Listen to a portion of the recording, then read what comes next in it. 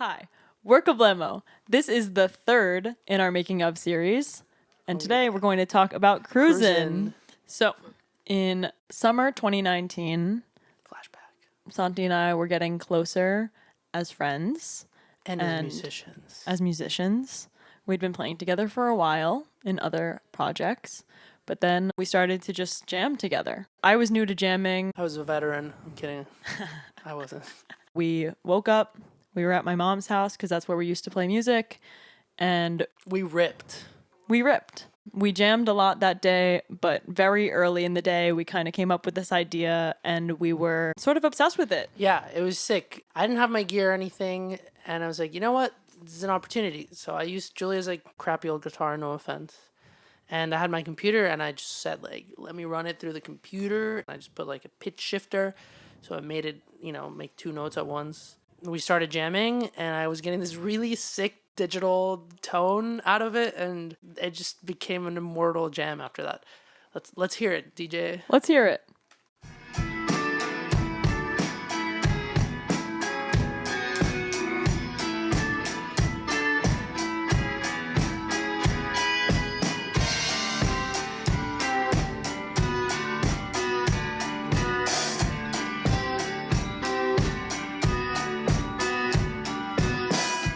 This jam was 16 minutes long, but that was the money right there. That was the money that would ultimately become what is now known as Cruisin. What makes this song great, and so many things, I think, but it's so simple. You're getting your so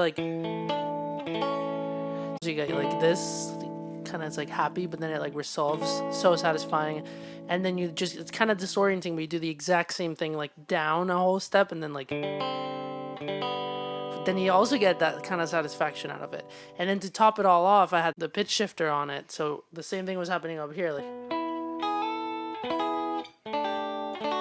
at the same time. So you have all these resolutions in fifths. So what ends up making it great at the end of the day is just a rhythm, It's kind of 3 against 4, 1 2 3 1 2 3 1 2 3 1 2 3 1 2 3 2 3 4, Mm-hmm. Exactly. It was rhythmic and kind of fun and simultaneously pretty emotional, and that's the dream. That is really just everything that I could ever want, and I feel like you as well. Yeah, and the best part about it is it's not like we sat down and wrote it down okay, Julia, we're gonna do 3 against 4. It just came out. We were both communicating. We're this is what we're doing. Mm-hmm. There was this electricity. I don't know. Mm-hmm. Neither of the parts would exist without each other. Throughout this jam, we're just showing the money move parts, but it was just so funny. I was doing so many different cool polyrhythmic parts, and eventually I was 4 on the floor, just I mean, when is 4 on the floor not the move? That's all I needed. So there was another highlight in the jam that eventually became what is the chorus. Mm-hmm.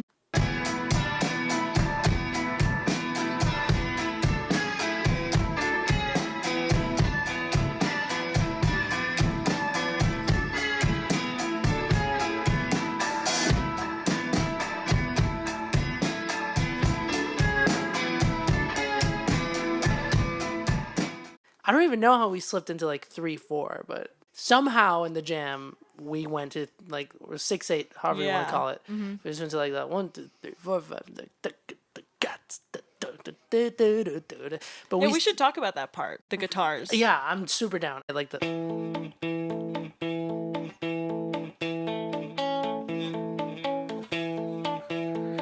It doesn't come in back on the 1. We're getting 1 2 3 1 2 3 1 2 3 1 2 3 1 2 3 1 2 3 1 2. You know what I'm saying? You get it. Yeah, let's play it. Let's hear it. Yeah. Okay.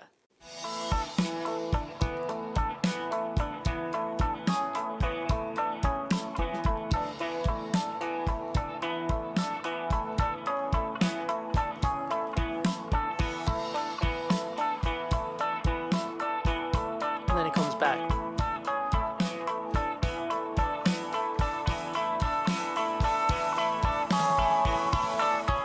I used to listen to that on repeat so long. It's so meditative because it's the same thing over and over again, but it goes in and out of the 1, and that's just sick. Yeah. And what we just played is the guitars from like the final version, but it took us a long, wild road to get to what ultimately that was, because we didn't record the final version until 2021, and that jam that we came up with was in 2019. So what happened in between? That's the question. That's the question. What this song symbolizes is Julia and I starting to work really well together, because we had this memo. 6 months later, we like actually decided to record it. We hadn't even recorded a drum set before, like we were just doing a lot of like bedroom pop stuff with Baby Carrots. And then we started taking recording class, and our friend Joe Polito was getting into, audio engineering, which is what he does now. Yeah, at the beginning of 2020, we met up with Joe and we started to learn how to record drums, and we just had to like find things to record. So like, on the first Wednesday where we all happened to be free, we recorded what ultimately is Face to Face, which we'll talk about. And then the second Wednesday, we went to our recording class, we ate bistro, we were Main Street walking Bistro. home, and we were trying to decide what song to use to practice recording. Yeah, like on our walk, right? We're walking. And I'm like, yo, Julia, like, what about that jam? And I instantly knew what he was talking about. Yeah, that jam. The jam. And it stayed with us for a whole 6 months in the back of our heads. And we brought it over to Joe. He was like, all right, word, and just laid down the bass line. Like, I guess we like told him a little bit about the vibe, but we barely had to say anything. It was just a perfect recipe, honestly. Like, stars like aligned, and we interpreted the jam, like the voice memos that we just showed you, and we just kind of concluded like, all right, we have the first part and four on the floor. Then we thought we were so crazy and revolutionary. And we're like, what if the chorus is in 6/8 like there? And we combined them, and we figured out a transition with like the.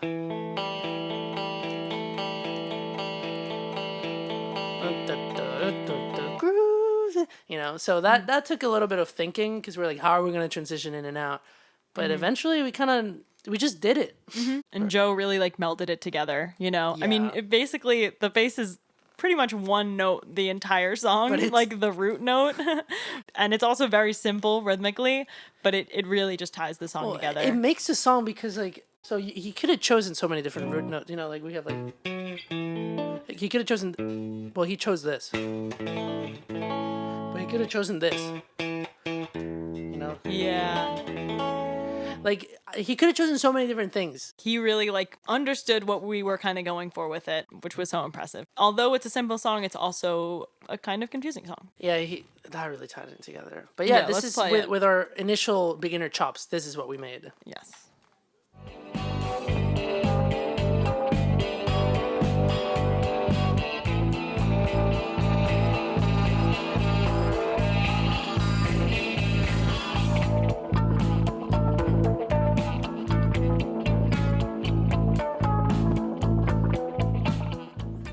The core foundation of the song was there, and that's what we kind of sat with for a long time. We recorded a few more little demos around that time of the year in the early 2020, but then COVID hit and we started working on other stuff. Yeah, we're like more focused on Baby Carrots at the time, and we kind of needed that year to improve our skill, like recording and performing and whatever.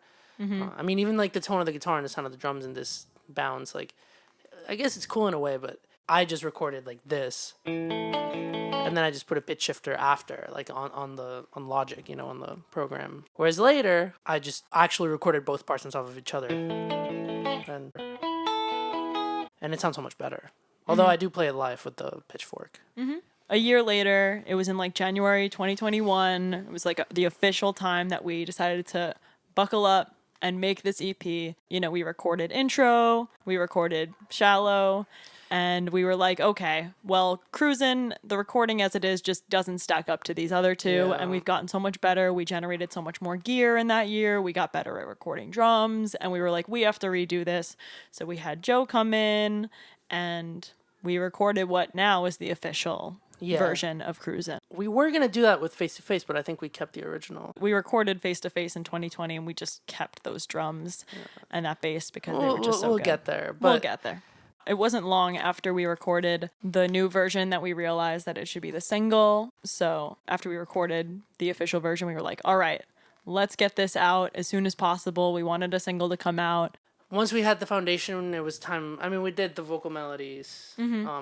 Eventually we like wrote the lyrics. It was like a very, very long time before that I came up with like Cruisin' Away. We knew almost right away it was going to be called Cruisin', like just because it reminded me of like first years of college, or like just any time when you're like so careless and like full of excitement, and like, or you're going on a road trip or you're traveling or whatever, and like those moments where you're just like, oh man, like I'm just cruising right now, like extremely excited, and like there's nothing, like you can't think of anything that brings you down at all. And I remember when we made it, I was feeling that way, and then when I listened to it, I'm just reminded of that kind of like ongoing, like motivating, but like kind of drony and meditative state of like extreme joy, but it's not like desperate joy or like or possessive joy or any of that. It's like it's peaceful joy. It just overtakes everything else.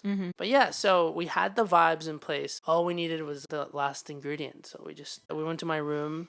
Yeah, it was a Studio cold B. day. Yeah, it was snowing outside. We just went into my room, and Julia was ripping on the synth, and just magic happened. In the second verse, I still always listen for this part because it's so pretty, and just wanted to give it the spotlight for a second. Play it for y'all.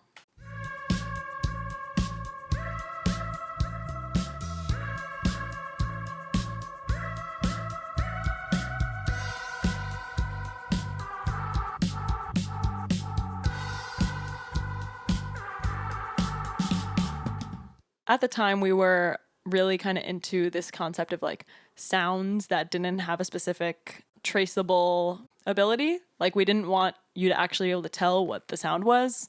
And yeah, it was mostly synth, but we added a guitar also. So it's a guitar and a synth kind of going at the same time and making this like weird alien noise. So sick. It hooks you back in the second verse and brings that psychedelic vibe. Yeah, but in that same day, then we came up with the pre-chorus synth, which is pretty iconic.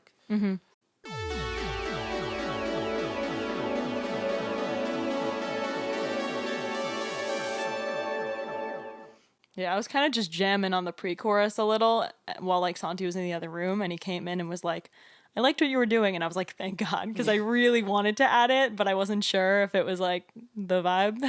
But he was like, nah, like let's do it. And I was like, It's yay! so cool. Yeah, I love that. I mean, it really is, when you're entering the chorus, you're entering another world, kind of.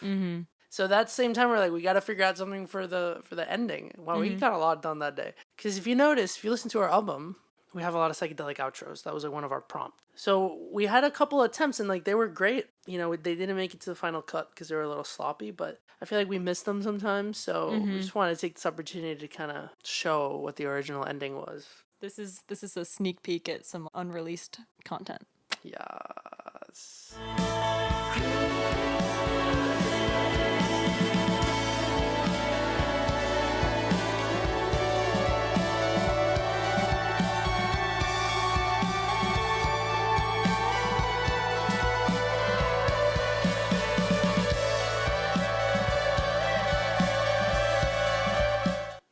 So cool. What I really liked about it is it was just like you were on guitar, I was on synth. It was like we were kind of like both singing together. Yeah. You know, and that's like what already the song like heavily includes. You know, we're harmonizing basically the entire time. So I was like, yay, like just more of us. This is the essence of us. This is the single. This is the introduction of Kablamo. Like, so cool. but ultimately, you know, we kind of wanted a cleaner, more like concise ending.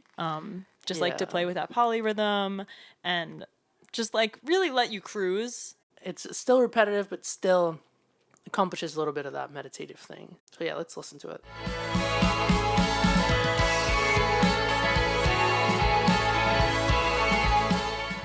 Yeah, it really drives it home. Frolic in a field type beat. And then for me, the real cherry on top was one of Julia's phenomenal ideas. I had this fill in the second verse, and I really wanted to drive it home by having it be really punchy, and that's when we decided to add like a little side chain to go alongside the fill.